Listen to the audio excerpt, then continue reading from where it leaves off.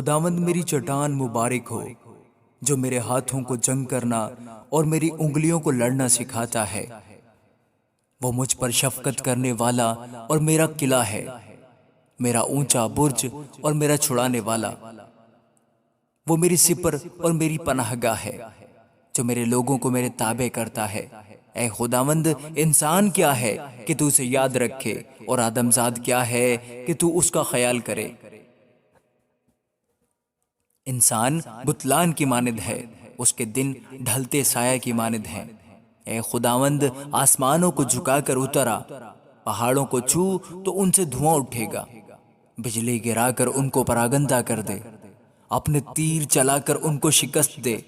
اوپر سے ہاتھ بڑھا، مجھے رہائی دے، اور بڑے سیلاب یعنی پردیسیوں کے ہاتھ سے چھڑا، جن کے منہ سے بطالت نکلتی رہتی ہے اور جن کا دہنا ہاتھ جھوٹ کا دہنا ہاتھ ہے۔ اے خدا، میں تیرے لیے نیا گیت گاؤں گا، 10 تار والی بربت پر میں تیری مدح سرائی کروں گا۔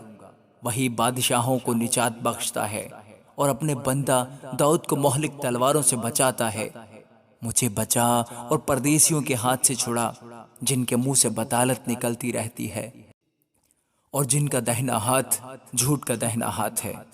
جب ہمارے بیٹے جوانی میں قدآور پودوں کی مانند ہوں اور ہماری بیٹیاں محل کے کونے کے تراشے ہوئے پتھروں کی مانند ہوں، جب ہمارے کتھے بھرے ہوں جن سے ہر قسم کے جنس مل سکے، اور ہماری بھیڑ بکریاں ہمارے کوچوں میں ہزاروں اور لاکھوں بچے دیں، جب ہمارے بیل خوب لدے ہوں، جب نہ رخنا ہو نہ خروج، اور نہ ہمارے کوچوں میں واویلا ہو۔